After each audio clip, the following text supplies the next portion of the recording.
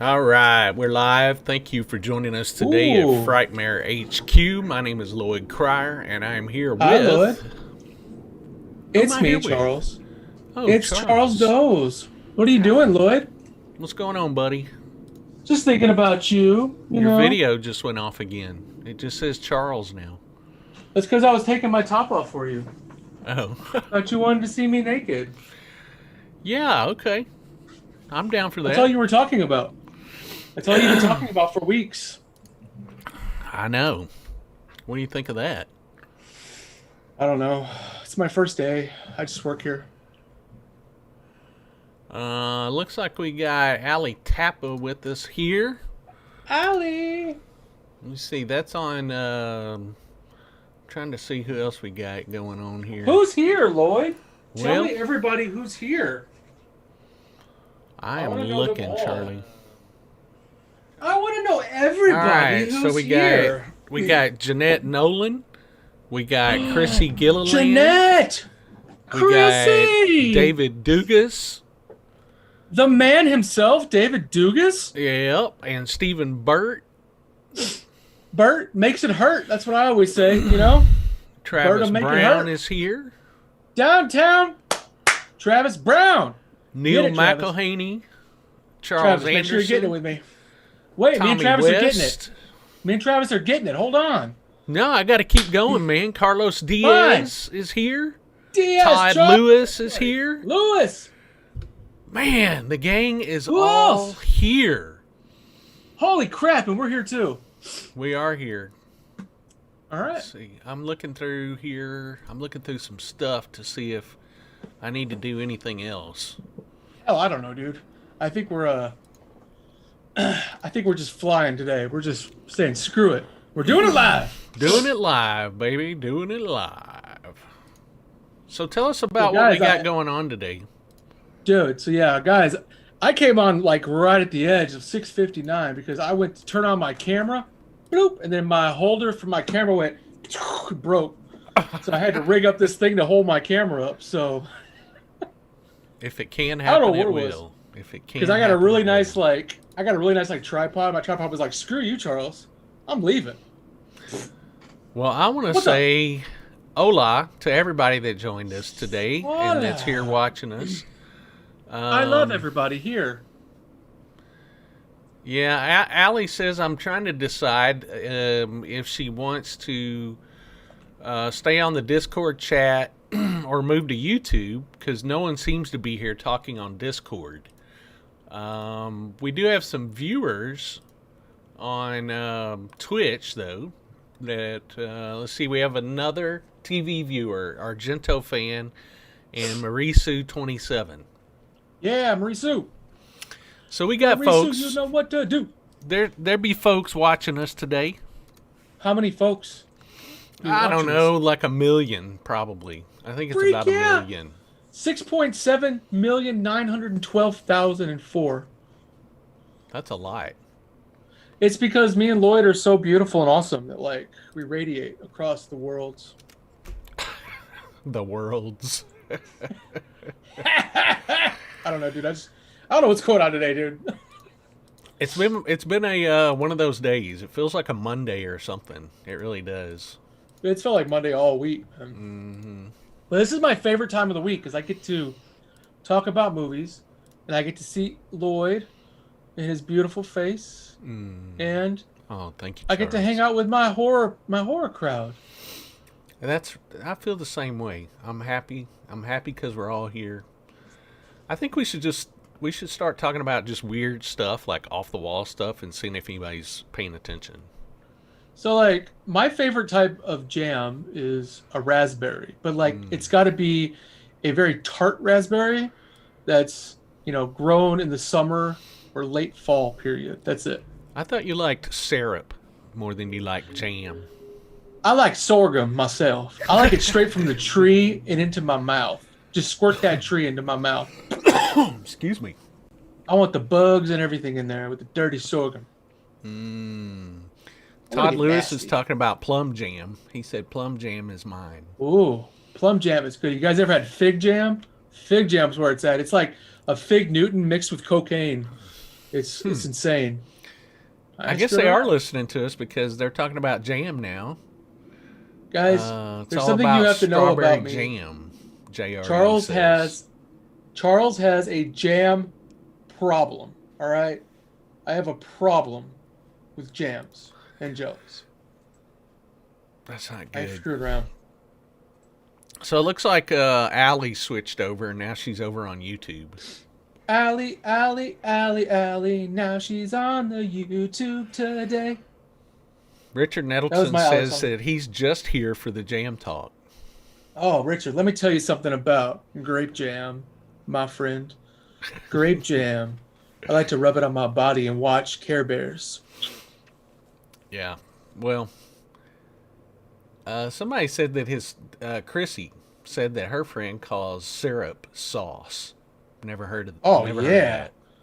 Oh yeah, because put on everything, man. You name it. Mashed potatoes, you put it on ice cream, it don't matter. It's good. All right, I think we should get What? after it. Want to ride around and get it? What year is it? 1976 is the year that we are discussing tonight. It looks to be a year full of surprises. Ha! Let's just call I them like to surprises. surprise. I like to surprise everybody with a surpriseness. There's some weird shit that came out in 76, guys. And it's weird shit that Charles likes. So, there's going to be some Asian horror on here. There's a couple. Yeah, Charles, I didn't get around to jumping on the list in time. So Charles finished this list up. He did the whole list. But there are You know some... what that means. Well, I know there's a lot of Asian films on here. Yeah. I told Loyd, I'm like, look, you don't jump in and do the list. It's going to be full of Asian movies. Charles' Asian spotlight. And it really isn't. There are really. a couple. There's a couple. And I actually threw know some- the ones that you've put on here pretty much. So. Yeah, they're fun ones. But we got kind of a nice mixture tonight of, 76 was very heavy American. So we got some American fun on here. But, Mm-hmm. a lot of these are kind of a mixture. Stuff you may have seen, stuff I've talked about before, and stuff that's just, real dear to my heart from when I was a kid. There's quite a few on this list. So Yeah, there's a couple of those for me as well. So let's jump right into it. What do you say, Charles? What do you say? I don't know. I mean, we were already talking about jam, and I'm getting all like, You're getting hot jammed now. up. Yeah. All right, let's go. All right. What do you got? So the first one on the list says, no one suspects kindly Father Meldrum for the bizarre murders that have been going on, but Jenny knows. Released in the UK February 13th, 1976, it's the British horror film House of Mortal Sin, directed by Pete Walker, also known as The Confessional and The Confessional Murders. Yeah. Guys, it was very hard because I had to choose one Pete Walker movie to talk about for this year. I had to move the other one to honorable mentions. And this was the one that made it. The other one almost made it, but I think other people have seen the other one more. So, all right. House of Mortal Sins. You seen this one? I have not seen this one. This is one that has kind of escaped me over the years. This is a good movie. It's not streaming anywhere. You can't get a video, but this is one that's got an interesting plot, and it's interesting plot. Let's just say it's still pretty relevant social commentary for today because the plot really plays around the hypocrisy of organized religion and the abuse of power in religious roles. It really kind of speaks to that in a little muddled sense, but great screenplay by a guy named what's his name? David McGillivray, something like that. It's off the top of my head, but yeah, I mean, it's got a great plot, like using religion to suppress these sexual desires, and it's has this great director, Pete Walker. Pete Walker's known for his horror flicks, Frightmare, House of Whipcord, Die Screaming Marianne.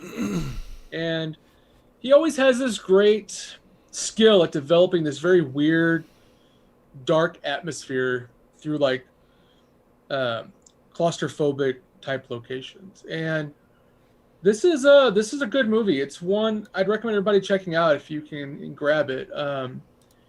There's some good acting in this too. A guy named Anthony Sharp plays Father Xavier in this, and boy, he is so creepy. You think that he's just does that all the time. Anthony Sharp's a really good actor. He was in Clockwork Orange and Never Say Never Again. A bunch of other stuff though. But something I recommend getting. Don't want to give a lot of that movie away, but it's a fun movie. It's got an interesting, social commentary to it. And the Blu-ray is like $18 at Amazon right now. One I'd recommend because, it's not streaming anywhere. I've never really seen it streaming anywhere. And it's a fun one. It really is. All right. Well, I like Pete Walker. I like House of Whipcord a lot. And this is just, I don't know why, but this is just one I never have got around to. Yeah. I want to say hello to some people that are joining us. Matt Orsman's here. Timothy Petitus is here. The man, the myth, the legend. Or Pittides. He probably doesn't care. Pittides. Pitty Titties. We're going to call him Pitty Titties. It's Pitty Titties. That's not right, Charles. That's kind of mean. That's like bully kind of stuff. But I'm not bullying him. I like him. He's my friend. I won't give him hugs. But yeah, I've seen a few people join in here, so howdy y'all and welcome. All right, Charles, you're next. Do it. Oh, we've got a trailer, don't we? We got trailers for everything tonight. I'm gonna tell you that right now. Everything. Okay. Well, here's this one. But they're House shorter of ones. Mortal whatever. Mortal Kombat.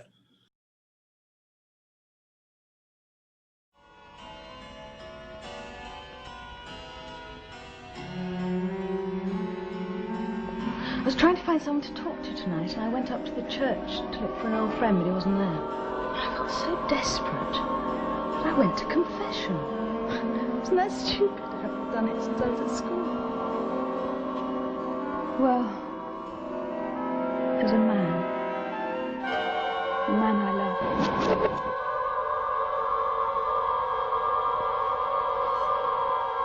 Look to your children. Are they pure? Are they blameless? Think of the spiritual rewards we'll find, Jenny. Here.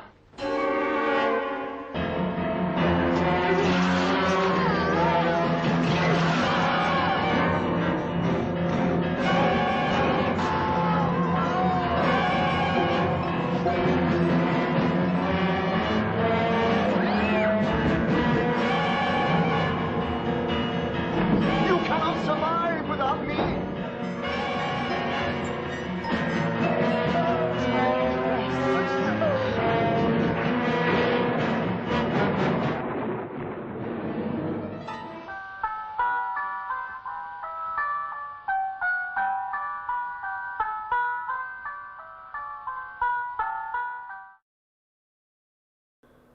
All right. House of Mortal Sins. There you go. House of Mortal Sin, or we're going to call it House of Mortal Kombat. That's what it is today. So I'm going to move up, guys, because this next one is one that is dear to me that I used to watch a lot as a kid. All right? Me too, Charles.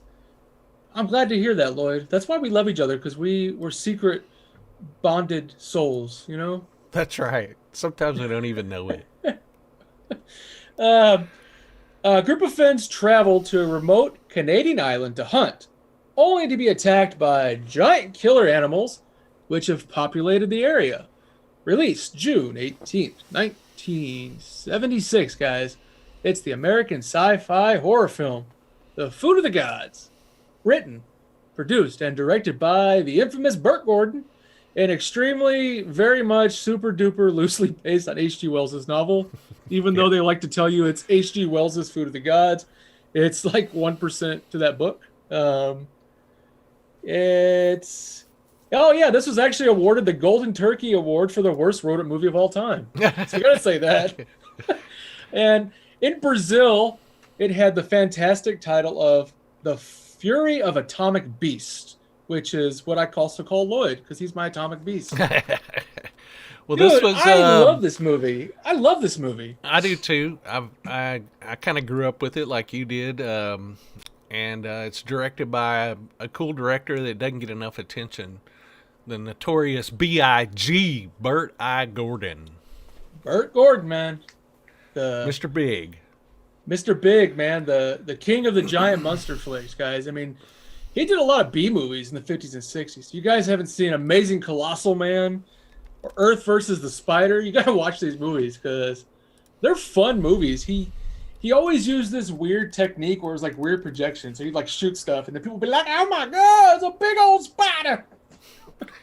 Didn't he? Wasn't Ron Howard in one of those movies, the Colossal Beast or something?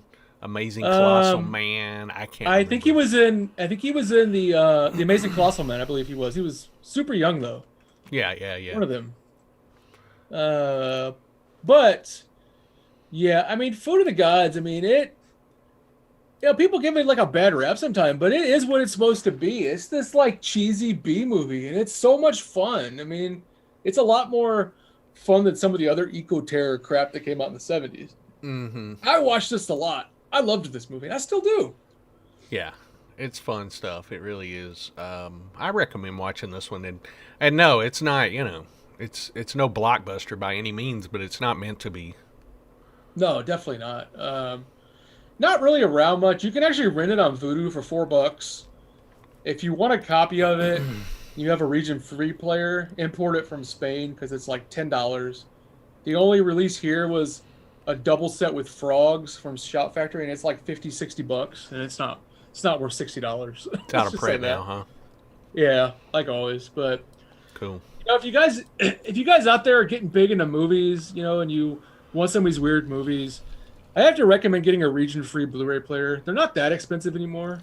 I mean, I've seen them for like $70-$80, and yeah, a lot of these movies, you know, they release overseas, but not here. It's some of the way you can get them sometimes. Yeah. And just because they're released overseas, it's still the same English track, so you still get English audio, and there's nothing really different about them. So yeah. So Food of the Guides, good stuff. And if you don't know Burt Gordon, go check out some more Burt Gordon stuff because that's fun too. Yeah. All right, let's move to the next one. What do ye say, Charles? Let's moveth, thy Loyd. All right. Thy Loyd. All right. I want to see you. I want to see you moveth. All righteth. All righteth. You got arthritis? I got arthritis. My arthritis is flaring up, Loyd. My arthritis, it hurts. I'm so old. Let me get my Gold Bond powder out. Gold Bond powder. All right. This is a cool one. This is probably the big hit of 1976 as far as horror movies go. Right? I'll concur. All right. Maybe. Mysterious deaths lead an American ambassador to believe that the child he is raising could indeed be the Antichrist. Released June 25th, 1976, it's the British-American supernatural horror film The Omen, directed by Richard Donner and starring Gregory Peck and Lee Remick. Charles, I just realized that I didn't play your trailer for Food of the Guides. Let's play that real quick, and we'll come back to because I want everybody to see this. Yeah, I was like, let's play that one. All right, that's a fun trailer. More frightening than his War of the Worlds. More imaginative than his Time Machine. Now, H.G. Wells' masterpiece of science fiction, The Food of the Gods. The terrifying tale of man fighting for his life against an ecology gone berserk. This is the last chance for an unsuspecting world against harmless animals and insects made huge and vicious by the food of the gods. Marjo Gortner.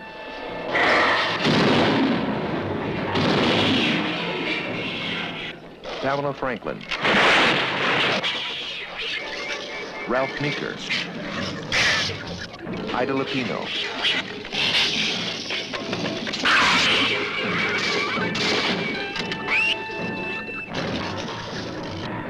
H.G. Wells' The Food of the Gods for a taste of hell. Rated PG. Man, Charles, that was a big cock. Did you That see was the a size of that huge cock? I liked him, and he was pecking away that cock there in a PG movie, no doubt. Graham, I really want to make during quarantine and COVID a shot-for-shot remake of Food of the Gods. Yeah. I really do. It's just in my office here. I just want a shot-for-shot remake. We could do it. The effects are pretty bad in that movie, but it's like, do you remember Deadly Eyes? The rap movie Deadly Eyes?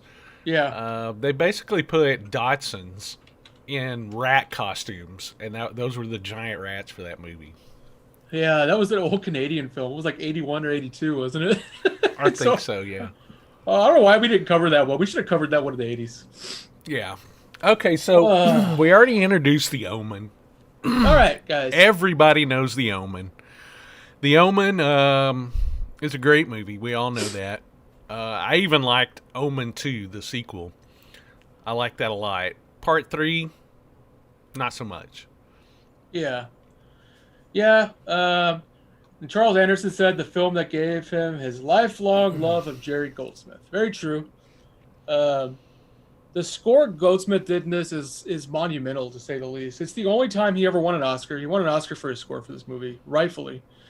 He was nominated for like 20 Oscars for his score. So Goldsmith is a nut. I mean, guys, we talked about Goldsmith a lot in the 80s. He did Poltergeist, Gremlins, Twilight Zone the movie, and other stuff in the 80s. But yeah, fantastic score. Love this movie though. What can you say? Richard Donner is a remarkable director. In a sense, this movie put him on the map, and The Omen allowed him to get his next movie, which made him world renowned, which is Superman, 78 Superman. But Donner wasn't young when he made this movie. He was like almost 50 when this movie came out. And Donner's still alive. He's like 90 now. But he, this was kind of the first big movie he did. He did a couple of movies in the 60s. I can't remember one he did. It was X something, but it was pretty good. But Donner mostly did television shows from like 1960 to like 74. He did Gilligan's Island, Rifleman. He did some Twilight Zone. He actually directed Nightmare at 20,000 Feet, the original one. That's a Richard Donner. Oh, I didn't know that. Yeah. And he was a TV staple. I mean, he also he directed a lot of episodes of the Banana Splits, which was turned into a horror movie. What was it, last year? Because I don't know if you guys ever seen the Banana Splits, the horror movie they came out with. I have, yeah. I actually you guys like don't know. that. Yeah, and if you guys don't know, that actually was a show with the same characters, the same name, everything. They just turned it into a horror movie, so it's a lot of fun. But you can't say much about The Omen. I mean, it's fantastic. It really is.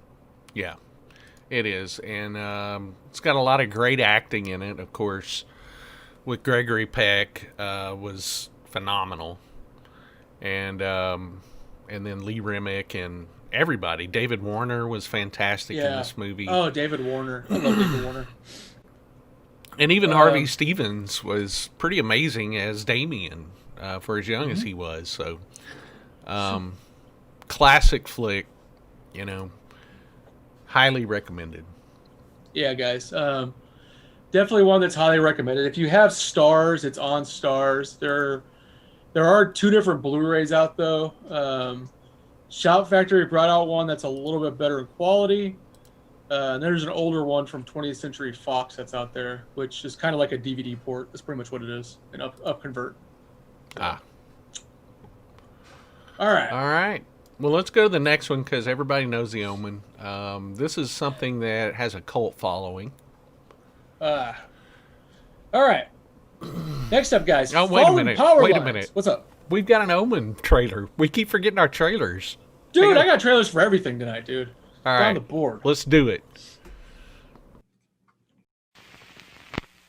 Something happens to you today. Think about it. It may be a warning. It may be The Omen. 20th Century Fox presents The Omen. It is too much to be an accident, too strange to be a coincidence, too frightening to be ignored.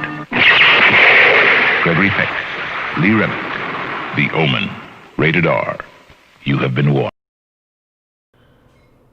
You know, something that I didn't really mention was that, you know, The Omen was kind of a, I don't know, it was kind of like a precursor to a slasher flick, because it was just, let's see how many different disgusting ways we can kill people. And that's basically what slasher flicks became. But, Yeah. and I mentioned earlier that I really like the original Omen and Omen 2, but I don't like the third one, the Final Conflict, and that's because they completely abandoned that, you know, figuring out how to kill somebody cool, you know, kind of like a Final Destination thing. That was pretty much gone. You know, people died off screen in The Omen. You never saw what happened to them. I mean, in the Final Confrontation or the Final Conflict, whatever it was. So I think that was really why that movie failed. It had Sam Neill. It could have been really, really good, but you know, they left the formula. They let it go. Yeah, they did let it go. I mean, we could talk about Omen 3 all day, kind of, but I mean, it was a weird movie, and nobody knew it was an Omen movie when it came out because they just called it the Final Conflict, and they had to recall it and put the Omen on it so people knew what it was. And yeah, but I'm with you. The first two are fun. Yep. All right, now let's go to the next one. All right, guys. Fallen power lines draw millions of man-eating worms out of the earth and into the town, where they quickly start munching on the locals. Ooh. Released July 30th, 1976. It is the American natural horror film Squirm, written and directed by Jeff Lieberman. In South America, it was called The Night of Creeping Terror, which I think is a much cooler title. But that's just me. I like this weird little flick. I really do. It's a goofy movie, but, you know, it's fun. It is. Watch this one? Yeah, I like Squirm a lot. I like Jeff Lieberman a lot, too, as a director, because he did a couple of other horror films that were great, like Just Before Dawn is a great slasher flick. He did Blue Sunshine. And then he also did the little devil movie. What was that about? It came out in the early 2000s, I think. I'll have to look it up. Satan's Little Helper. Satan's Little Helper. That's it. Which was a decent movie, too. So I do like Jeff Lieberman a lot. So The Squirm is a favorite of mine. Yeah, you know, Lieberman, you know, he didn't direct a whole lot either. You know, he only brought out like a handful of movies. And Satan's Little Helper was like, you know, 20 years or so. Yeah. It's like 17 years. So, yeah. I mean, Lieberman did great on this. And the effects in it were done by Rick Baker. So, Rick Baker did all the worm effects and all the worm kills you see and stuff. That was Rick Baker's. And it was actually Rick Baker's first movie he worked in prosthetics with. So, cool little tidbit there if you're going to watch Squirm. Squirm's on Prime Video right now, guys, so I would add it to your watch list. It's a fun watch. Rick Baker also, didn't he do The Incredible Melting Man? Yeah. That was the next year. I believe. That's another body horror movie. 77. And that's not a great movie either, but it's fun. Yeah, I mean, Incredible Melting Man, that is 77, and it's definitely body horror. It's not a good movie, but it's got great effects in it. That's why you watch it. Yes. Let's play the trailer for Squirm. Yeah, let's squirm it.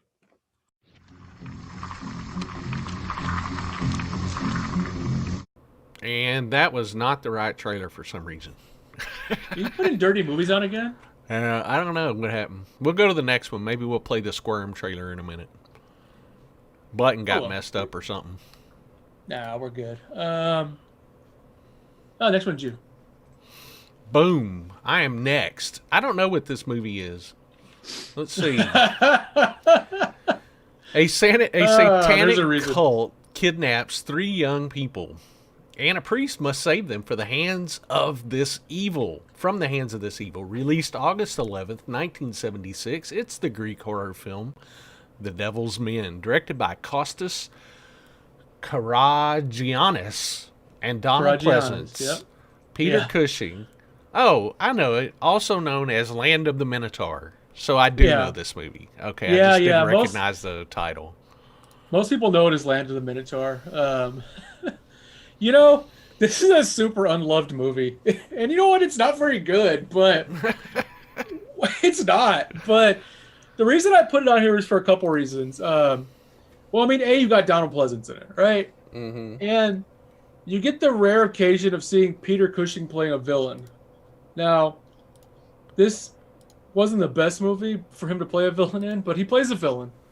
The highlight of this movie is the score. It has this fantastic synth score from, I can't remember the guy's name, something Eno, but it's a fantastic score that most people don't know about, and it's never been released like standalone, like you can only hear it in the movie, and it's one score I'd love to have like on a vinyl or something, you know?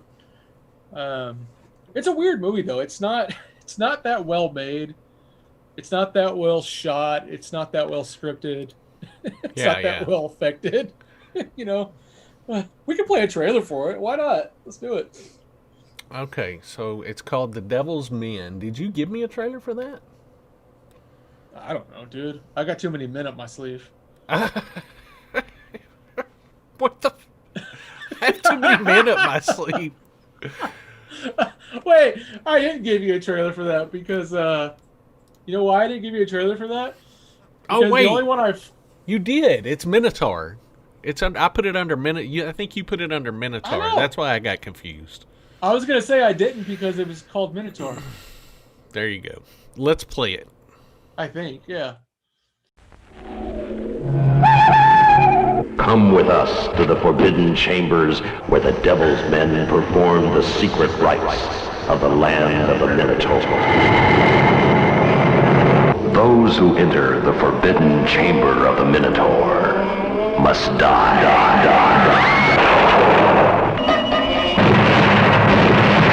The land of the Minotaur.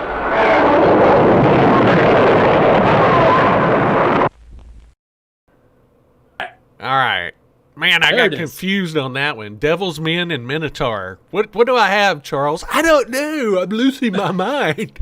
I don't know, Lloyd. Do you have a Minotaur up your sleeve? Because I've got him. I've got Devil's Men up my sleeve. I've got a lot of men up my sleeve. I've got a lot of men up my sleeve. Would you like to see one of them? Yeah. You know, I do know this movie, and you're right. It's not a great movie, but it's got Donald Pleasance, so it's worth watching. Yeah, I mean, it's got Donald Pleasance.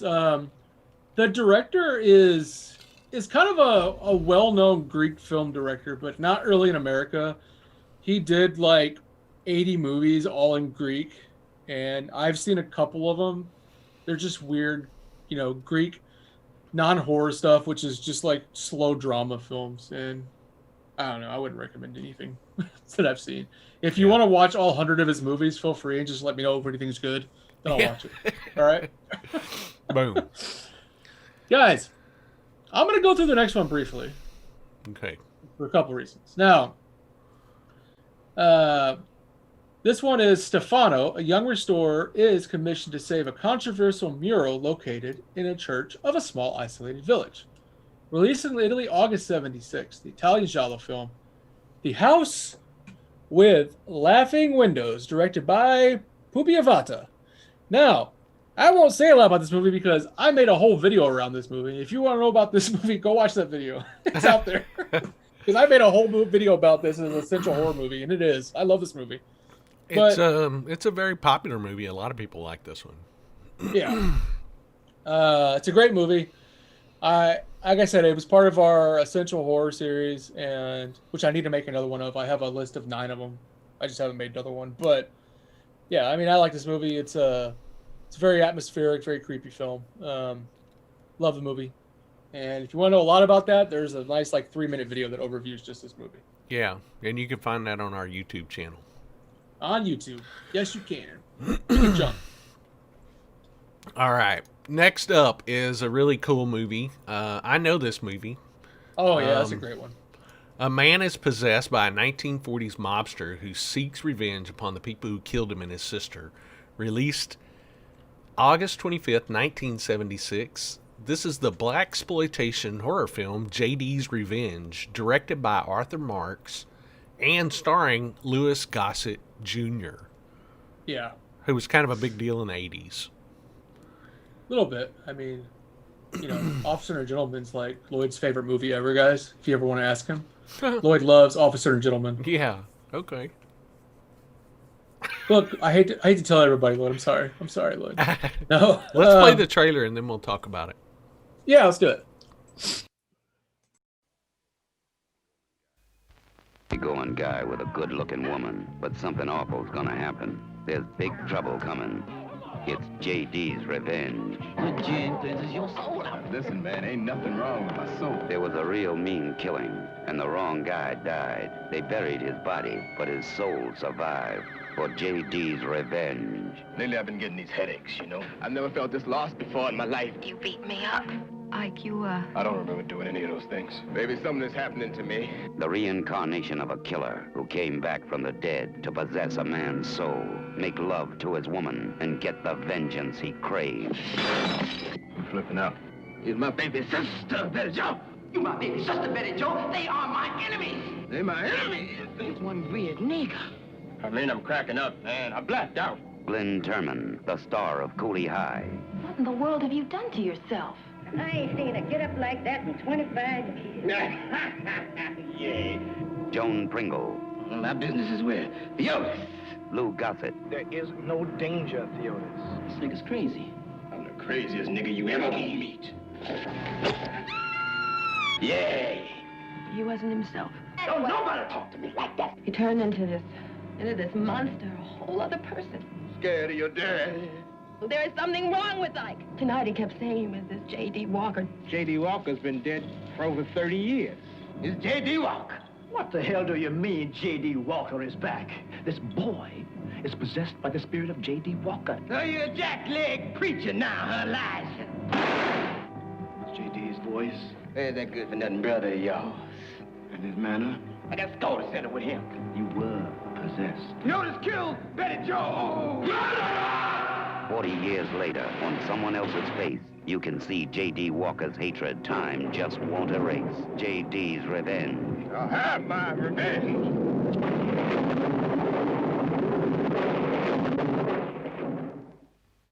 Oh, yeah. JD's Revenge, Charlie. Man, JD's Revenge. Arthur Meeks is really well known in the blaxploitation genre. If you start getting into blaxploitation flicks, which I'm a super into and always have been, he did some great movies like Friday Foster and Monkey Hustle and Detroit 9000. But JD's Revenge is actually a really good movie. It's a little bit more serious than, a lot of other blaxploitation films at the time. And it really kind of transgresses a little bit into a great thriller film. Louis Gossett Jr. is great in it, though, as this crazy preacher. Love that movie. Yeah.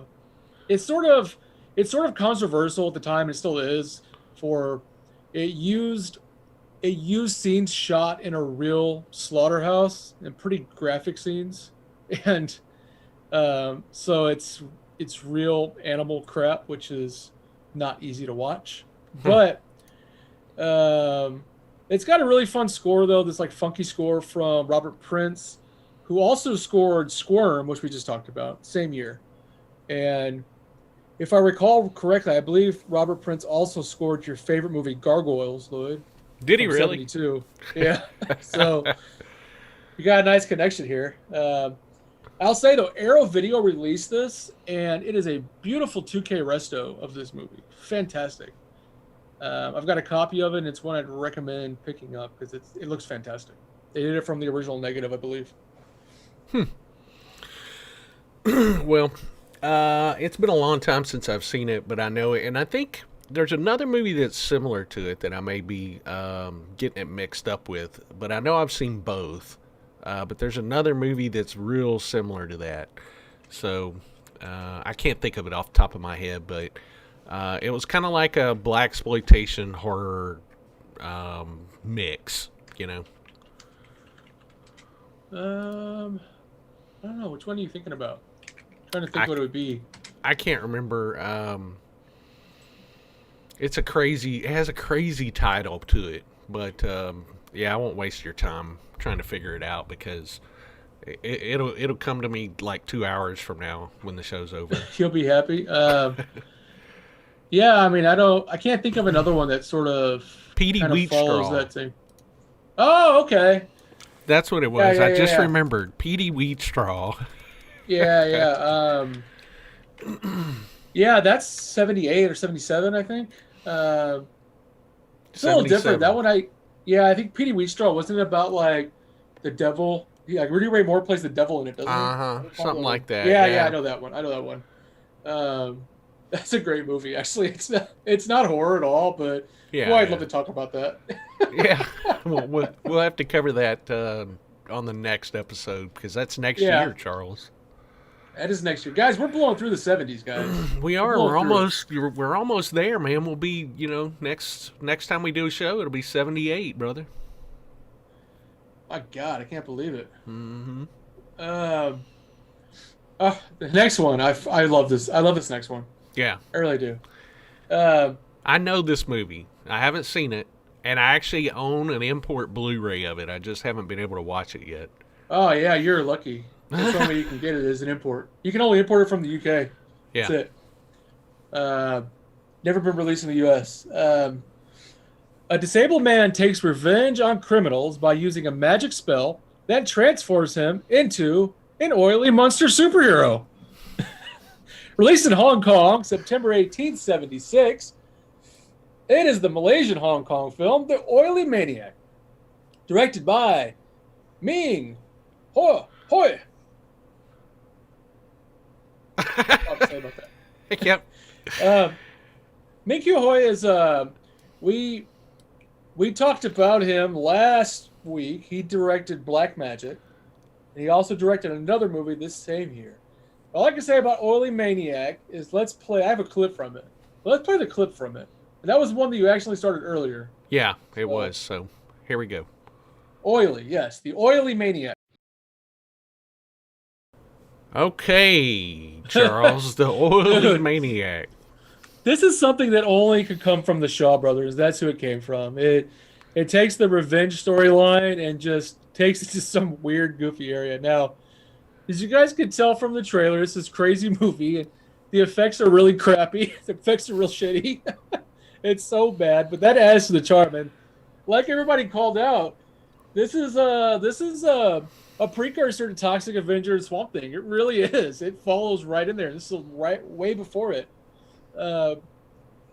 Besides that, being really crappily made, it's a fun watch. It really is. And it actually has some good performances.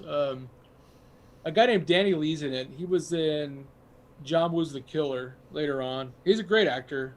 And this movie is just nuts. It was called You Go Z in Hong Kong, which means you ghost. So there's that. But now, guys, what I was very excited about when I was looking this week, this movie is on Prime Video for some reason. It's on Prime Video. It's on Prime Video. Go watch it, please. Well, I don't know if it's restored or not, but you don't want this movie restored. You want the worst copy you can find. Is that right? Guys. It adds to the charm of it. It's one of those you want, like a 9th generation VHS tape that was in the bathroom stall for like 6 years. What? Well, I told you before, I have the Blu-ray. I ordered it. I don't know. It came out a year or so ago, and I ordered it because I heard it's just terrible, and I love watching terrible movies. Everybody's calling it the Poo Poo Monster, the Turdzilla. Turdzilla. Well, there is a legit Blu-ray version of it, released out of a company in the UK. Yeah. And they released a legit Blu-ray version of it. But I don't want a restored version of this movie. This is one of those movies that I want, like, a ridiculous, I don't care, quality.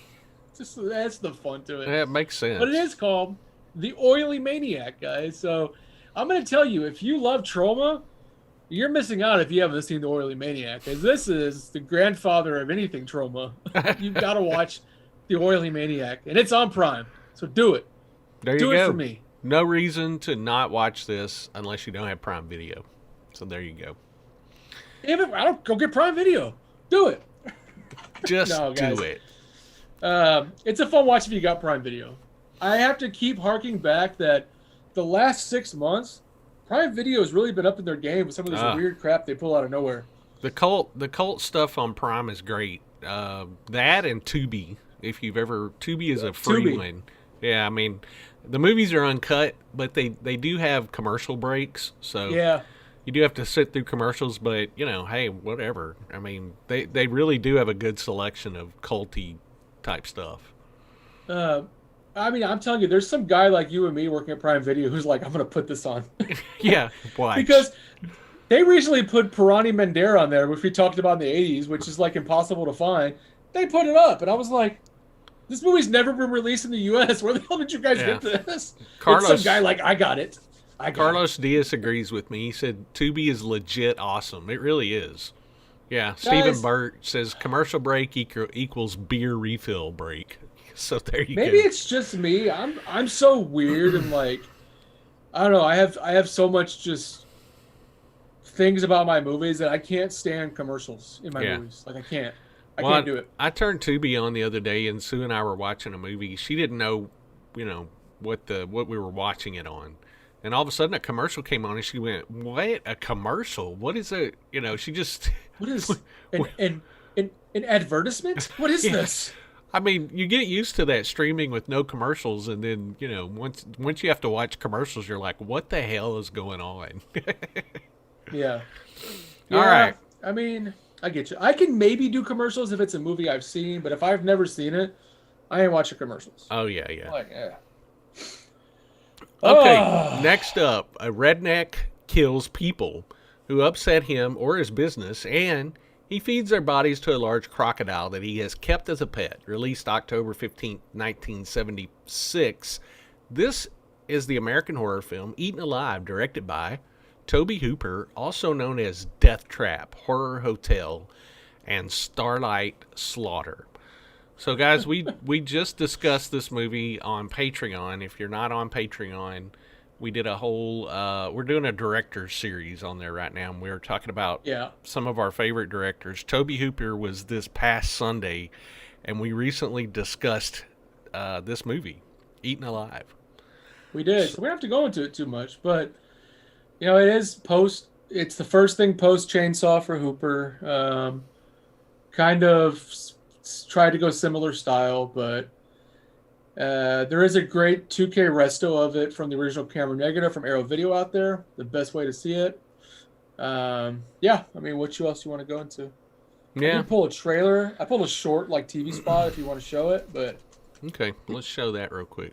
We can do that, then we can jump.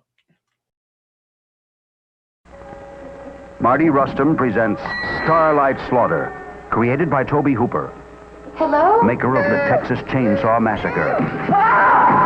Starlight Slaughter. Neville Brand. Mel Ferrer. Who's there? Carolyn Jones. Stuart Whitman.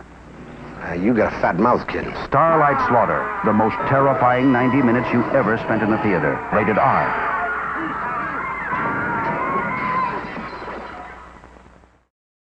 The only other thing that I can really say about this movie is that it was actually, we talked about this on the Patreon, but it was actually based on a true story, loosely based on a true story of a guy somewhere in Texas. Wasn't it South Texas? Isn't that what we talked about? He killed people and fed them to his pet alligators. He had like 6 of them, I think the story said. But that's really the only thing I can really say about that. Yep, and don't confuse it with the other Eaten Alive, directed by Umberto Lizzi in 1980, because some people do. It's not a cannibal movie. Yeah, it's not a cannibal movie. I have people go, Tobe Hooper didn't direct Eaten Alive, it was Lindsay. And I'm like, no, there's 2 titles. Yeah, wrong one. Wrong one. So,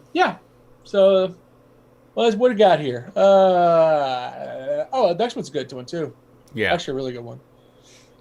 A family moves into a large old mansion that seems to have a mysterious and maybe even sinister power over their actions. released October 18th, 1976. It is the American supernatural horror film Burnt Offerings. Burnt Co-written and directed Offerings. That's what I call when I go to the bathroom. Burnt Offerings. I pray to you. This was directed by Dan Curtis. Stars Karen Black, Oliver Reed, Bette Davis, and Lee H. Montgomery, and also Burgess Meredith. Based on a 1973 novel of the same name. Man, I've been a huge fan of this movie for years. It's one of the best haunted house films there was, you know? Great cast. God, it's so great. I love Oliver Reed so much. You guys need to just go to YouTube and look up Oliver Reed drunk sometime and just watch videos of Oliver Reed being super, super wasted and drunk on television shows and stuff like that. Apparently he had a drinking problem, so... Hey, there you go. Oh, God. Well, yeah, I mean, this is a great movie. The cast is freaking insane. I mean, Karen Black's at her best in this, and I love Burgess Meredith. He's also fantastic in this. Beautifully shot. I mean, it's hard to talk about it because it's just a great movie. It really is. Yeah, it's great. I love Karen Black. Dan Curtis was a great director also. He did a lot of great stuff. You're right. It's a great movie. I didn't see this one until later in my life. And it's kind of a... Yeah, really? Yeah, and I'm kind of glad I didn't see it till later because I don't think I would have appreciated it when I was younger. Even though I was into horror movies a lot, I wouldn't have been into this movie, I can tell you, when I was in my younger days. Yeah. I agree. It it's not a quick moving film, but that's actually a good thing. That's a good thing for this one. Yeah. Dan Curtis, we talked about him a little bit in our first episode, I believe, but he was of Dark Shadows fame. He made the Dark Shadows TV show and the movies. He has this great way he films with these use of low angles that are just really awesome, and he uses it a lot in this. I love this movie. It's top notch all around. I mean, it's one I definitely recommend checking out. It's not streaming anywhere. There's a rental available on Amazon for like $4. I think a Vudu too. And Kino Lorber has a great Blu-ray out of it though for $20. Nicely restored version. Yeah. It's just a fun one. I mean, great cast. I mean, really, you can't go wrong with the cast in this. Definitely. Good cast. Burgess Meredith is awesome. Oh, God, so great. Yep, I miss him. I'd give him a hug, too, if he was here right now, Lloyd. But I'd also give you a hug if you were here. Yeah. Oh, God. All right, so I'm next, right? Oh, you're next, baby. I want to see it. Do it. Okay. Do it. A detective investigates a series of murders committed by random New Yorkers who claim that God told them to. Came out October 1976, American sci-fi horror film God Told Me To, written and directed by one of our favorites, Larry Cohen. Also released as Demon in some markets. Yeah. Definitely an underrated flick. I mean, I always felt the story for this was super clever and really showed off how imaginative Larry Cohen was, you know? Yeah. Let's go and watch the trailer, and then we'll talk a little bit about this one. Let's do it.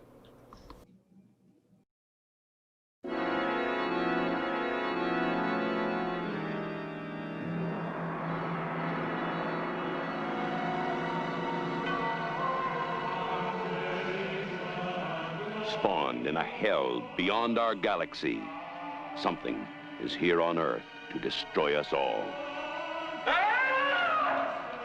Who are Moses and Jesus, really? Accept me, no questions.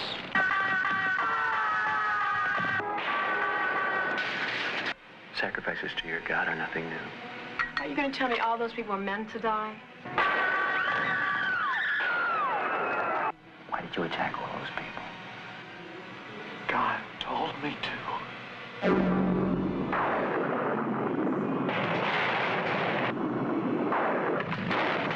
Demon, don't let it control you.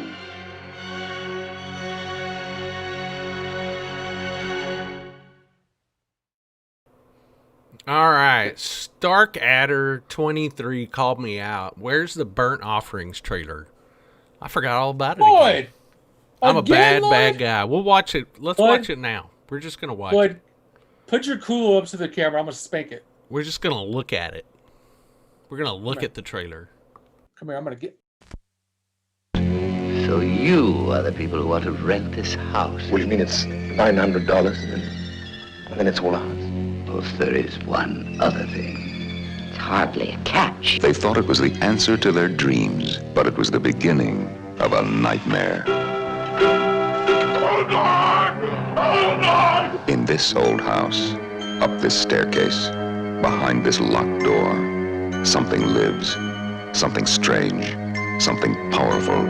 Something evil. Stay away from the door! It will possess this woman. It will destroy this man. It will terrify this child. And no one can stop it. Burnt Offerings, starring Karen Black. Have you actually tried to tell me that this house is responsible? Oliver Reed. This house is destroying us.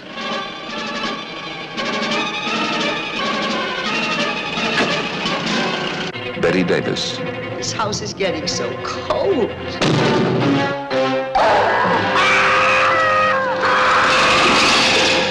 Burgess Meredith. And this house will be here long, long after you have departed, you believe me? Eileen Heckert. God, when it comes alive, tell them, brother. Tell them what it's like.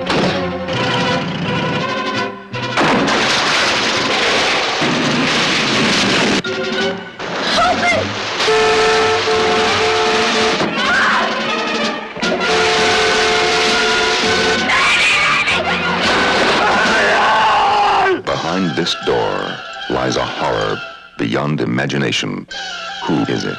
Where did it come from? What does it want? When you find out, it will be too late.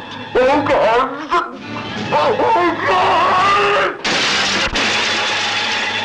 Burnt Offerings.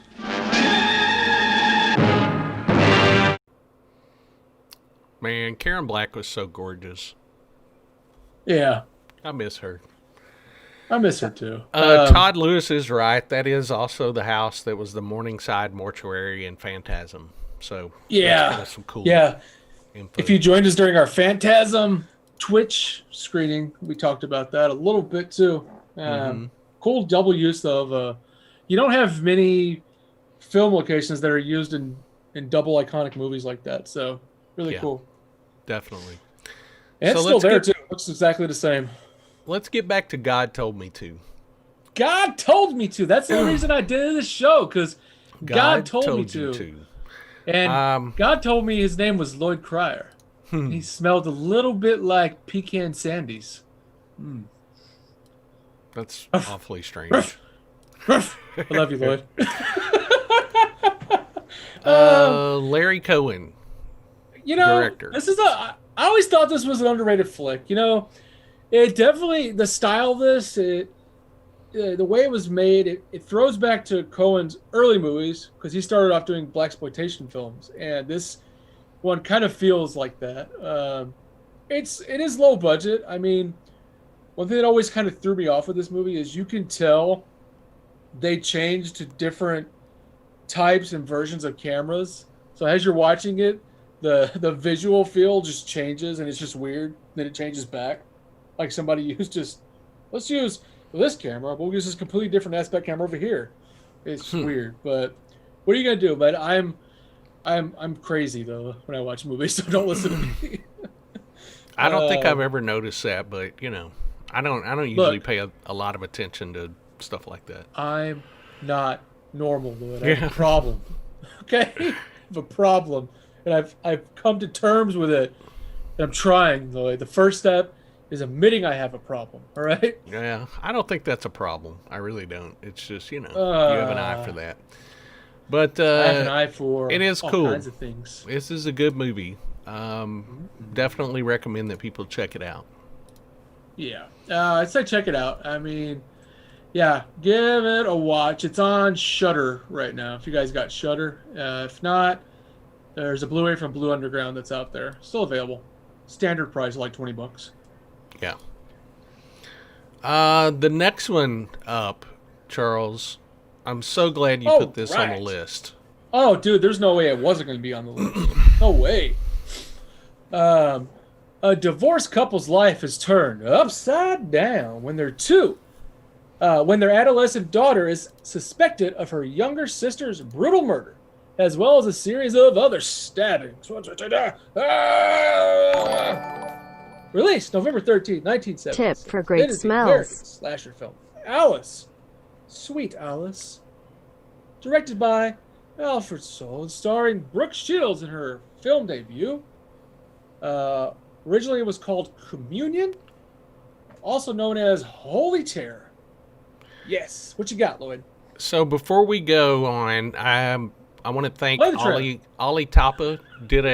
She donated $6.66, and she summoned El Diablo. Ali Tapa summoned El Diablo. Thanks for the tip. Thanks for helping keep us sane during this crazy pandemic. Much love. And it felt you, and it came back out, and now it's back with us. Thank you. And I've just replayed it because I don't think I think it came through. She tipped us during the trailer, so thank you very much, Ali. And Richard Nettleton also super chatted us $5. I'm gonna play his alert again. Tip for great smells. Yeah, Richard, and thanks to Richard and Ali. And Ali's not normally with us on Wednesday, so I'm happy to see Ali's face here. Yeah, She's normally not with us. It's awesome. Yes. So Alice, Sweet Alice. Super. You know what, Lloyd? Let's play the trailer before we forget. Okay. Let's just do it. Let's just do the trailer. That under the alternate title, Holy Terror, right? That's the one you. Because I like to throw you off. Here it is. Oh yeah, it is. Brooke Shields in Holy Terror. Alice was too old to play with dolls and too young to make love. Brooke Shields, as you've never seen her before. She was too beautiful to play with boys and too young to play with men. So Alice began to play with death. She's made repeated requests that the kid see a psychiatrist. She has a knack of making things look like accidents.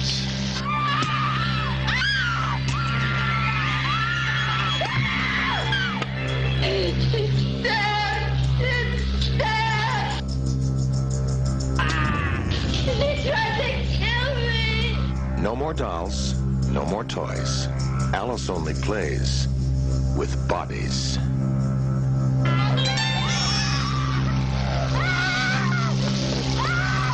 It's too late to save her.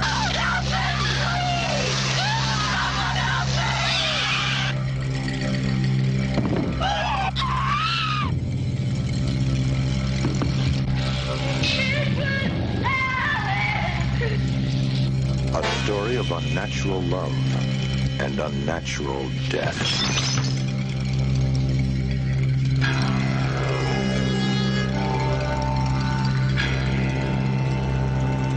Brooke Shields in Holy Terror. It's too late for prayers. All right. So the guy that you see with the mustache and goatee and the bald head, his name is Mr. Alfonso in the movie. In real life, his name is Alfonso. And he's the creepiest, one of the creepiest characters you'll ever see in a horror movie. He's like a pedophile that has a bunch of cats who eats cat food. It's really bizarre. This movie is super weird. It's got a lot of Catholicism going on in the movie. It's crazy. I love this. This is one of the true proto slashers that I think went on to inspire a lot of slasher flicks. Oh yeah, I mean, it predates Halloween by 2 years, and it's definitely the slice and dice. Boom. It predates a lot of the slice and dice that you saw. And it was the first non-pornographic movie this director did too. He did a lot of porn. Oh, did if you guys are into vintage porn, That's another show for later. That's Frightmare After Dark. We talk about vintage porn. But sorry, I was just thinking about a year in porn series. It'd be really weird, but oh, that would be uncomfortable, to say the least. Yeah, Brooke Shields was super young then. She was like 11 or 12, wasn't she? Something like that. Yeah, she was really young, and you know that trailer is super creepy too, because she's too young to make love. It's like, well, yeah, I mean, come on, dude, she's like a child. She's but, too young to make love. But I want to get you a T-shirt that says that on it, so you can wear it. Too young to make love. She's too young to make love. I want to get you a shirt that says that. It's so bizarre, man. But the movie is really good. I mean, the trailer is weird. The movie has some weirdness going on too, but man, the movie it's so good. It really is. And it's gotten a really good release recently by Arrow, right, Charles? Yeah, Arrow had released it, and it's a really nice release. Now, I have to point that it is available on Prime Video right now. So if you want to check it out, Prime Video has it. But I will say the Arrow video looks a lot better. It's a nice, better transfer, a lot cleaner. But I know sometimes you don't want to, you don't really want to buy a movie if it's available to watch for free the first time. So it's available on Prime if you just want to check it out. Well, the cool thing about what Arrow did for Alice, Sweet Alice is this movie was not available in a good print at all for a long time. Long time. Yeah, there were a lot of really bad prints of this movie out there. So if you're a fan of this movie, buy the Blu-ray because it looks fantastic now. Yeah, and what Arrow did, guys, is generally how we find the best versions of these movies. The ones that come from the original camera negative. And if you ever hear us say the original camera negative, that legit means the film that went through the camera while they made the movie. So the way they take these is they take that film, which is expensive and rare, that the director actually used to film the movie and cut together. They run it through a big-ass machine, and it digitizes it. And then they clean it up, and that's what gets released. And it's like the closest to the source material that you can ever watch something. The best you usually ever see it. Definitely. And the Prime Video print isn't terrible. It really isn't. No. But and it's a huge improvement over what we've had available in the past. So I just can't say enough about this movie. It's one of my favorites of all time. So highly recommended for me. Yeah, same here. Very highly recommended. It's such a great movie, and it's really surprising because, Alfred Soul never really did anything good again. He made a couple of, other crappy movies. I remember one he did in the early 80s called Tanya's Island or something. It was just horrible junk. Oh, my God. Tanya's Island. Yeah, Tanya's Island. And, I know Tanya's Island. Yeah, and he ended up becoming a production designer, and that's what he's done the last 30 years, something like that. To this day, he did all the set and production design for the show Castle that was on, because I saw him pop up and I had to look it up. It was the same guy, and it is. I was like, oh crap, it's him. Well, it looks like he directed an adult film, then he directed Alice, Sweet Alice, then Tanya's Island, and then Pandemonium, which I want to say was recently re-released by Vinegar Syndrome. Pandemonium is an early horror movie parody. Yeah. Yeah. And I don't think it's that good either. I don't think I've seen all of Pandemonium. Yeah, I actually tried to watch that, not a rodent release, but maybe it was many years back on a VHS. It was a VHS, but it was something. But I remember the girl was her name was Bambi in it or something, and it was just unwatchable. It was supposed to be a parody. Charles isn't much of a parody person. I have to put that out there. I have a hard time watching parodies. They have to be really good for me to get into them. So I couldn't get into that one too much. Yeah. Let's see. Horror Gamer just subscribed to us. Awesome. Thank you, Horror Gamer. Sweet. We appreciate that. Thank you, Horror Gamer. So yeah, there you go. That's highly recommended. Alice, Sweet Alice. Do yourself a favor, watch it as soon as you can if you haven't seen it. I'd be curious to know who has and hasn't seen Alice, Sweet Alice. Yeah, I mean, if you guys haven't, definitely, if you're taking away some movies from today to watch, that's one I would say throw on the top of your list. Especially if you have Prime Video, it's on Prime Video, so that's kind of a good one to add to your top of your list. Yeah. As well as the Oily Maniac, because that's on Prime Video, and I'm not going to make you guys get away with that. You're watching it. You're watching the Oily Maniac. And Charles Anderson is correct. He said it's on Arrow in the U.S., but in the U.K. it's on 88 Films. That is correct. Yeah. We see that a lot, guys. Sometimes it's licensing rights. You'll see a movie that Arrow releases in the UK that we don't get released in the US just because of licensing rights. It's kind of how it works. Yep.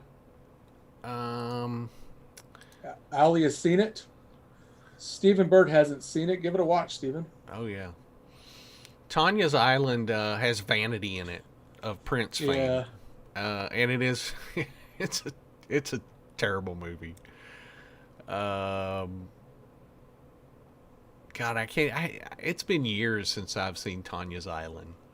All right, let's watch Tanya's Island, guys. Let's just change this around, and we're watching Tanya's Island. All right, you ready? You ready for me to go to the next one? The next one is a huge movie. Huge. I'm really scared. It's hot. This is a hot movie. Somebody mentioned it on the YouTube chat already. They talked about it. A friendless teenage girl who is sheltered by her domineering religious mother is consistently mocked and bullied at school. However, her peers are unaware that she possesses telekinetic powers. Released November 16th, 1976. American supernatural horror film Carrie. Directed by Brian De Palma and adapted from Stephen King's 1974 novel of the same name. This is a huge movie. Everybody knows Carrie. Brian De Palma, Sissy Spacek, Stephen King, John Travolta, PJ Souls. Who else am I forgetting? I know I'm forgetting everybody else, all the other major stars, but we had a little Carrie reunion a few years ago at Texas Frightmare Weekend, and we got everybody that we could. Piper Laurie was there. We tried to get Amy Irving, but she was not available. We had Nancy Allen, we had Betty Buckley, and we had PJ Souls. We had PJ Souls that year, didn't we? Yep. Yeah. Yep. So that was awesome. That was a great reunion year. They're all going to laugh at you, and don't show us your dirty pillows. I can see your dirty pillows, Loyd. Mm-hmm. I've in my many times doing film locations, I've actually been to where they filmed the dance, the school gym they used in the movie. Mm-hmm. It's Hermosa Beach in California. Looks exactly like it did in the movie. It's got the same doors, everything in it. And I just walked in there like I was, because now it's used as a private sports club or something. I just walked in there like I was one of the uppity people. Like, yes. Here I am. Here to play racquetball, my friends. Yes. Racquetball. Todd Lewis brings up a fun fact. He says De Palma and George Lucas did casting sessions together. Mark Hamill could have ended up in Carrie and Travolta in Star Wars. Also, what is his name? I'm looking at William Catt. There is actually footage of him doing or trying out for the role of Luke Skywalker, if I'm not mistaken. There's a lot of footage of that stuff, so it's pretty cool. Yeah, there's a lot of stuff that was, kind of going on with this one, but it was Stephen King's first really big screen adaptation of his work. It's a great movie. Piper Laurie in it, she was Oscar nominated for that. She was just fantastic. She's crazy. I think as a crazy mother can be related to a lot of people. She did really well with it. Sissy Spacek really embodied that role. It was crazy. And definitely one I remember watching super young, super duper young. Always been around in my life. Yeah. Yeah, Carrie's fantastic. Everybody knows Carrie. They've tried to remake it, and never with any real success. You know, we've had 2 remakes of Carrie. So, you know. Yeah. Somebody asked, why was the remake so popular? The whole movie blurred the year it was in because it doesn't work for modern day. I don't know if it was super popular, Chrissy? I don't remember it being super popular. That was the one with I can't remember her name, but I watched that movie. The 2013 one? Yeah, with Chloe Grace Moretz. That's the one I'm trying to think of. You know, it made a lot of money. So like that one, it cleared almost 100 in the US, 100 million, and it was popular. It not so much for how good it was. It came out at the right time. It came out right before Halloween in 2013, and there wasn't much else to compete with it. So that's how Chloe it got. was a kind of a hot name at the time, so maybe that helped. She was really big. And let me tell you guys, they marketed that film very well. The trailer was really well done, and it really piqued a lot of people's interest, wanted to see it.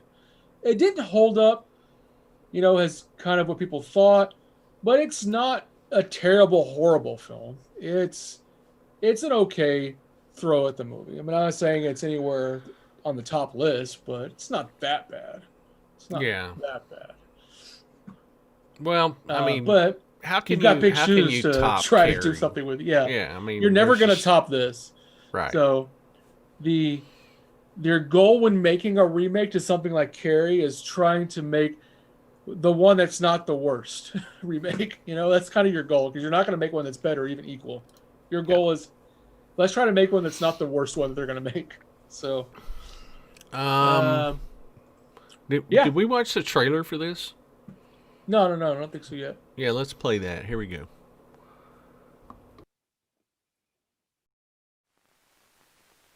Meet Carrie. She's the girl no one likes and everyone makes fun of. The girl who lives in that creepy house with her cruel mother. The girl with the strange power. She's about to turn a high school prom into a nightmare. If you have a taste for terror, you have a date with Carrie. Rated R. Fantastic movie. I just wish Sissy Spacek would go ahead and just do a horror convention. Yeah, she's been one people have been trying for.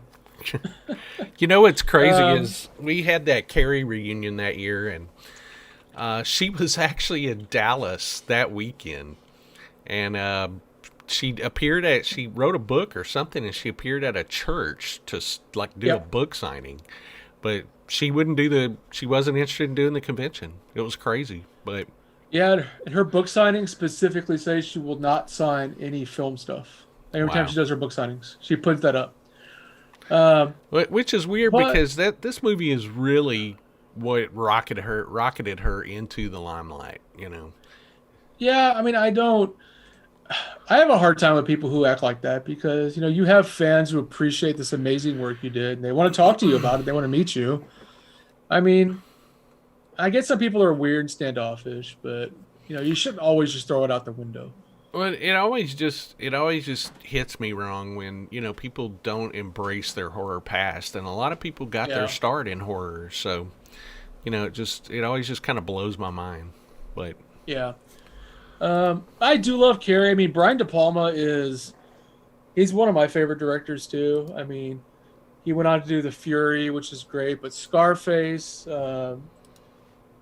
Mission Impossible, the first one, The Untouchables, is one of my favorite movies. Body Double's great. And even, you know, I like Mission to Mars he did. I think is a fantastic movie. He kind of disappeared. Like, I haven't heard much from him in a long time. So I know he's still alive.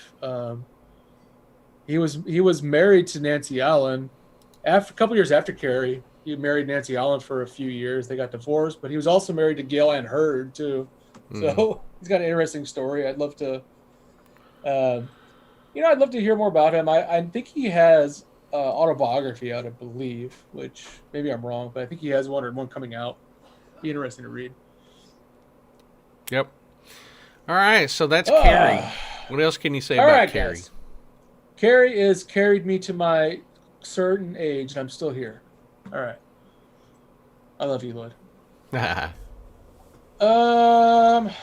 Okay, cool. So we got a sequel to one that we did last time. Doctors discover zombies are melting, bursting into flames, exploding, and abducting local women. This is already a hit, guys. Listen to this synopsis. Listen to this. They search for a scientific explanation for the outbreak and have no idea the real cause is supernatural. Released by the Shaw Brothers in Hong Kong, December 9th, 1976. It is Black Magic 2. Directed again by Ho Ming Hao. What do you want me to say? This is tell us something. God. So we talked about Black Magic. Black Magic 2, directed by the same guy. Really a sequel only in name. He took any premise of the first one and just threw it out and made this weird, insane combo of action and gross out horror. It's just one of those movies that progressively gets more and more crazier as you watch it. It was beautifully filmed in Singapore, but it's a crazy movie. It really is a crazy movie. Let's show a trailer. We got a trailer for it. Yep. But let's do it. All right, here we go. Do it, Lloyd.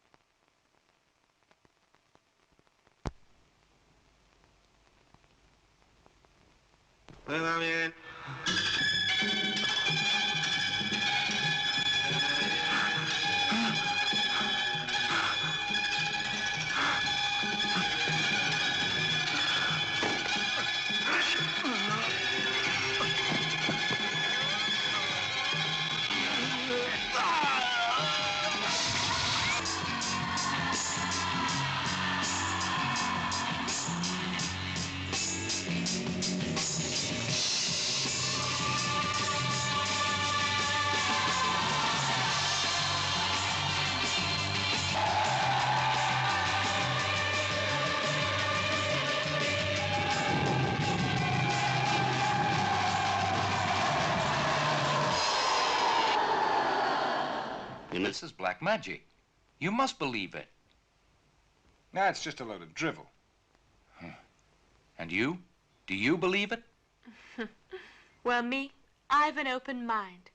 But this, it makes no sense.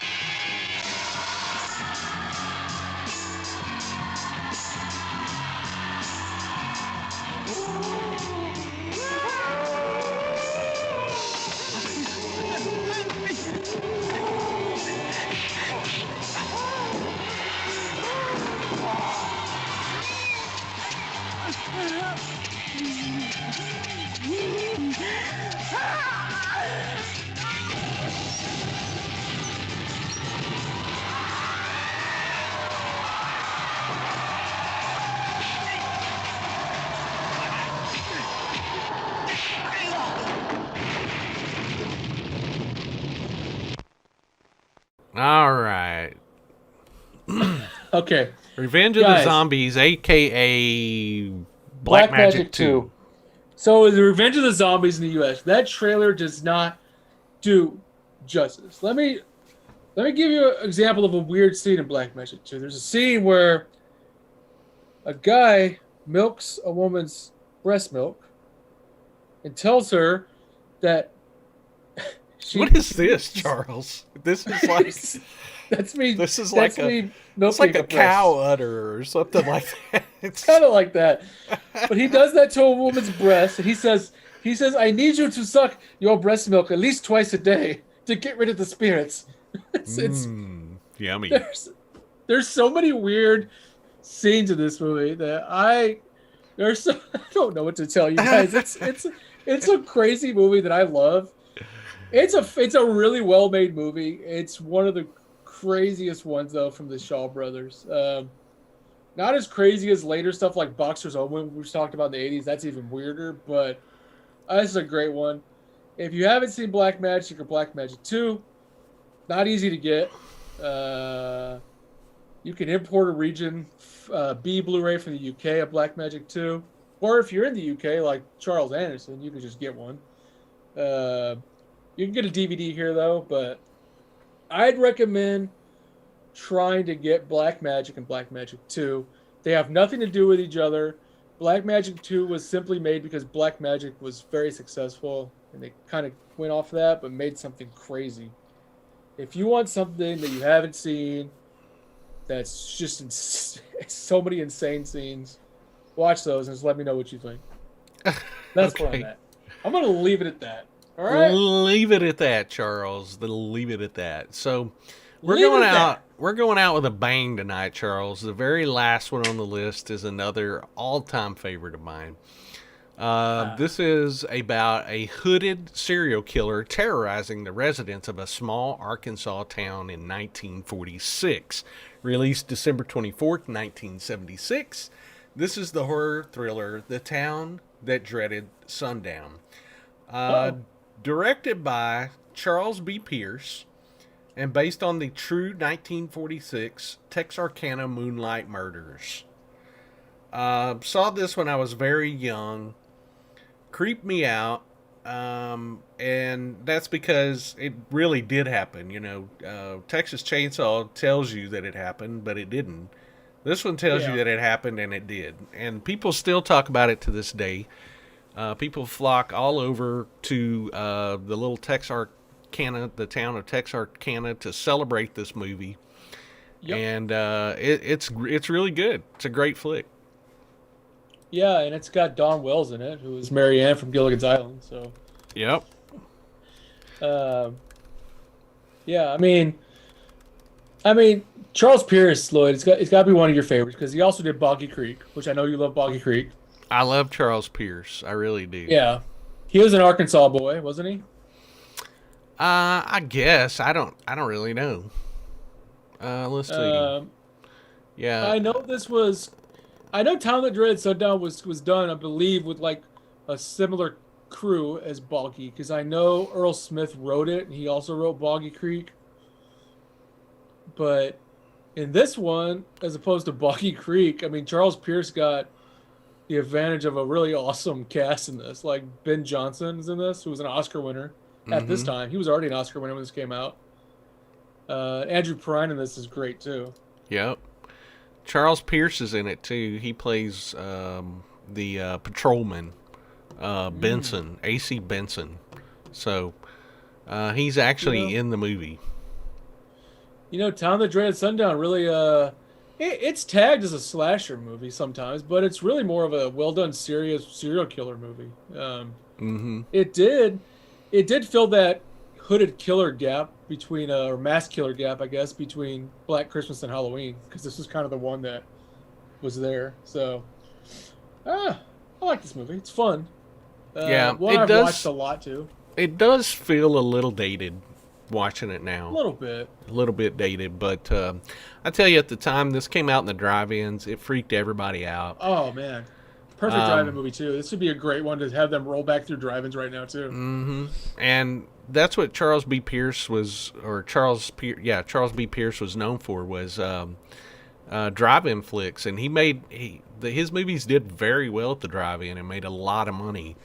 So, from what I understood is before he passed away, people were trying to get the rights to his films to re-release them and, clean them up, and he didn't want anything to do with that. I even heard tales of people finding out where he lived and going to his property and knocking on the door, and he would meet them at the door with a shotgun. So that's really crazy. Yeah. Crazy.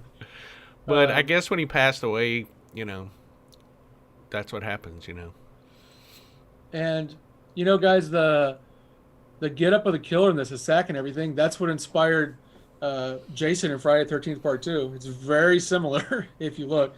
Very similar. That's kind of known that this is what inspired it. And it's dressed almost the same as him in this movie. So it's a fun little thing to keep in mind on how a lot of these movies blend together. And that's the big thing about the 70s. 70s really did a lot of things that paved the way to all these 80s movies, you know? And when you watch this movie, if you haven't seen it yet, you got to watch it and remember that they never found the killer. These crimes have never been solved, even to this day. Nobody knows. They called him the Phantom. In town, I think that's what one of the monikers was they called him the Phantom, and it's great. Ollie said that she saw it too late in life. She thinks to appreciate it. She said that it is dated. Yeah, it is dated. It really is. But yeah, I think that's the thing we're going to see people run into with it is if you've never seen it, you may not like it when you watch it. It may feel weird and dated to you. Yeah. But if you have seen it growing up, you're always going to kind of have a good feeling, a good fun watch. It is on Prime Video though, so you can give it a watch for free if you have Prime Video, of course. But yeah, it's the town that dreaded sundown. It's just one of those kind of staple movies that, growing up, was always kind of with me. Yep, same here. Very creepy as a kid to see that and know the killer. Because at the end they go, he's still out there, one of those kind of things, and it just freaks you out. And what? Yeah, what? they did some, they had liberty with the story about how it really happened. Like there's a trombone killing, and from what I understand, that it never really happened that way or something. I don't know. But check it out and let us know what y'all think of it. Yeah. Do it.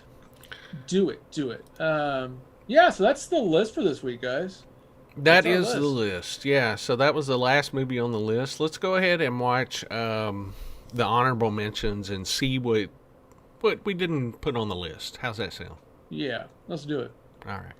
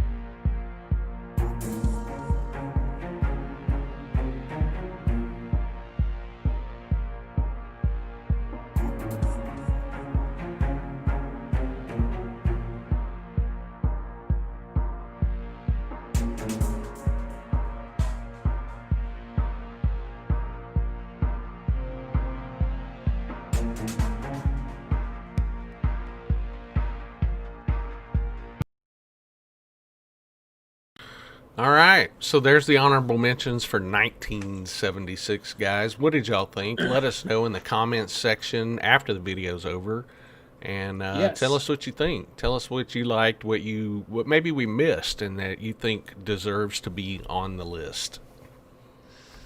What should be on the list? Yeah, I mean, a lot of kind of off the wall stuff in '76. Maybe some known, some not super known. Yeah, I mean, some of my favorite ones in here. I mean, I'm going to tell you guys again. We've got Oily Maniac on Prime Video if you got Prime Video. So I expect everybody to watch Oily Maniac. I want you to oil yourselves up when you watch it. I want you to get in spirit. All right? Everyone. Yeah, get really oily. Oily. And Owl Sweet Alice is on Prime Video. And Squirm was on Prime Video too. So those are kind of good three to add to your list. Also, JD's Revenge is on Prime Video too.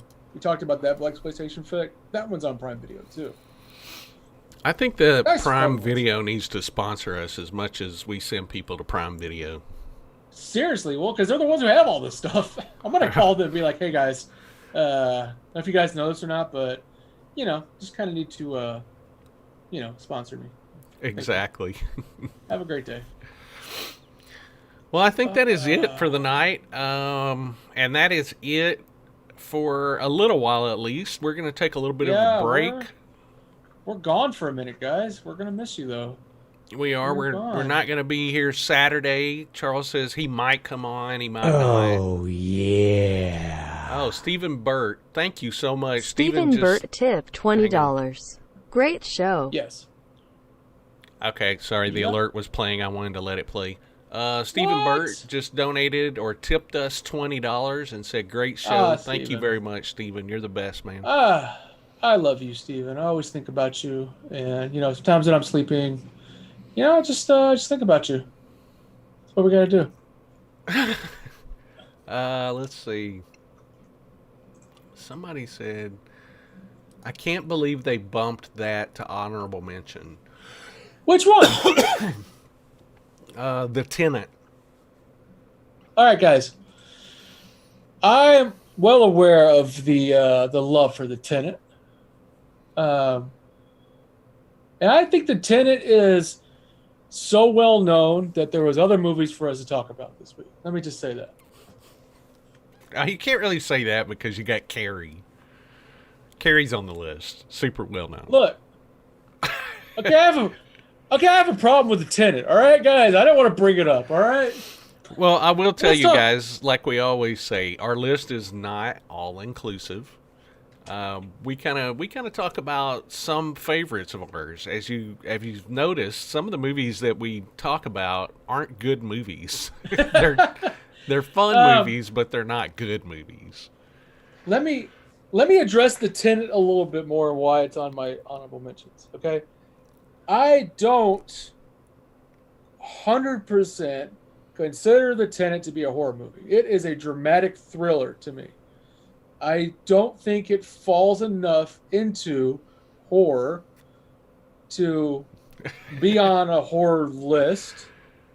Don't laugh at me, Lois. No, I'm laughing at Ollie's comment. She says, "Law, I smell bullshit, Charles." What? I don't know. You can bullshit all you want. That is a psychological drama film by Roman Polanski. It is a very slow moving film based on an even slower moving novel. It's the last film that Polanski made, what he called his apartment trilogy. His other ones, Repulsion and Rosemary's Baby, were a lot more horror. He's digging it deep right now, He's digging it deep. Bend over. He's digging it deep. He's digging Shut it up. deep. I'm talking about the Tenant now. All right, you guys want to talk about the Tenant? All right, let's do it, Lloyd. All right. Yeah, no. We're talking about the Tenant. I don't think that's necessary. I like Polanski. He is a controversial director to say the least, but there's some good flicks. Look. I'd just stop right now if I were you. Look at this. I put the Oily Maniac on the list instead of Tenant. There. Boom. I did it. There you go. And you know what? Maybe you guys can tell Lloyd. Maybe you guys can tell Lloyd that he should have contributed to the list. Maybe we would have had the Tenant. You'll do it again. That's what'll happen. You'd do it again, wouldn't you, Charles? I'll do it again. I'll do it again. Oh, Lord. I'll take my Turd Monster Oily Maniac over the Tenant any day of the week. Richard Nettleton says he just wants to talk about Jam some more. So I agree. You know what, guys? I love jam a lot. I love jams and jellies. I'm a jam and jelly connoisseur. You name it, I'll jam it. I don't care. But I do. I love everybody for being on today. Thank you guys for joining us. This is a lot of fun. But we'll be back for what's our next show? We're not going to be back until when? 12th? The following Saturday, yeah. So September 12th, we'll be back. But yeah, I do love doing this with you guys, and I love all your guys' comments. I love that somebody called out the Tenant, because that's what we're here for. We love hearing your guys' feedback. I mean, really. And to be fair, we've always said that these lists are not all inclusive. So yeah. I mean, we know we know we're gonna miss. Can't touch them all. We can't touch them all. I wish we could. Sometimes when it comes down to stuff, I like to talk about some of these weird movies. Like the Oily Monster and the Oily Maniac. I mean, the Oily Maniac is great. I mean, that crazy rubber tar monster is so much fun. What can you say about it though? But so nothing else for us to report, guys. We got nothing coming up. We're gonna give you guys a break, give y'all time to relax and not have to watch us for a little bit. That'll probably be good for the brain, right? I don't know, maybe. Who knows? Travis said he's going to be smoking some past videos. What are you smoking, Travis? Are you smoking something? Travis. We've talked about this, Travis. We have talked about this, Travis. Yeah, so let's see. I'm going to give away something today. Okay. I'm actually going to give away I'm going to give away a movie that doesn't come out for a couple weeks because I think people should have it, and we talked about it. Talked about it last week. The Oily Maniac 4K. Oh God, I wish, dude. I'd be in line for that. I'd be contributing to the GoFundMe for that. I'd be like, let's do it, 4K 3D. No. So I want to give away a Blu-ray copy of the upcoming Shivers. Oh, okay, cool. Comes out. Shivers actually comes out September 15th, guys. It's the first time it's been released on Blu-ray for the U.S. and it's a great one. And if you haven't seen it, it's a great one to have. It's on the Vestron video series. So I'm going to give away that, and it won't be delivered until the 15th because that's when it comes out. But I'm going to do a pre-order for it for you guys because sweet. I think that's kind of the best thing in my head I can give away right now because that's a great movie. I feel like people should have it. Todd Lewis says Oily Maniac box set. Oh, please, man. Give me a box set with Oily Maniac, Boxer's Omen, and Black Magic 2. Now, I don't even care what you call it. You can call it the Charles Loves Weird Asian Horrors box set in 4K, native, What I want to know is, how the heck can I get the film rights to Oily Maniac? They got to be out there. They got to be. We just had a question. Rio Yo. He says, "Yo, just checked in from Colorado. Is Frightmare actually happening this year or not?" No, it's not. I keep getting that question. I've announced it. I've sent out 2 emails. I've put it on Twitter and Instagram and Facebook, and it's on the website. We're not having Frightmare in September. We pushed it to next year, April 30th to May 2nd. So, short of me getting on the news and announcing this with, I don't know, some big news station. I don't know how else to get the news out about it. I know. I thought we were still having it. No, I'm just kidding. So, I don't know. If somebody wants to win a pre-order of the upcoming Shivers, I'm going to put the pre-order in for you, and you just need to tell me one of the movies that we talked about in 1972. How about that? Okay. All right.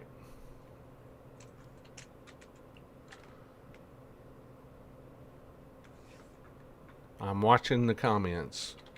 Name a movie we talked about in 1972 is the question. First person with that answer wins, and I'm looking at both screens. I'm looking at Twitch and YouTube. Chrissy Gilliland said Legend of Boggy Creek. I don't know. Yeah. Is that right? Legend of Boggy Creek was one. Yeah, that's why I did it because we mentioned Legend of Boggy Creek. So yeah. Sweet.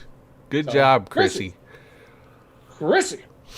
So make sure that you contact us, Chrissy, so we can get your your mailing address. Travis said the Oily Maniac made people forget with its BO. Like, yeah, sorry guys. But you guys are never gonna forget the Oily Maniac, and now you're gonna have to watch it. You're gonna go watch Prime it Video. now. Yeah. I feel like we need a prime viewing party of the Oily Maniac. We really do. Maybe I'll do that soon. I really think I need to do that. You ought to, man.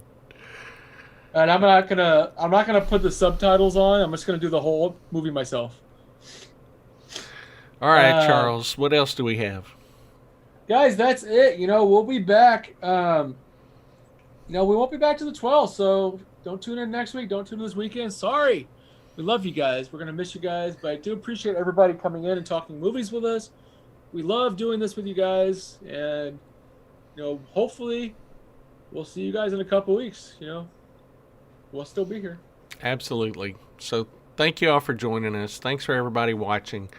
Everybody have a happy Labor Day and happy every day. And peace out to everybody. We will see you soon. Thanks for joining Frightmare HQ. I'm Loyd Cryer, and I'm with... It's Carlos Blueberry. All right, guys. Y'all have a good one. All right.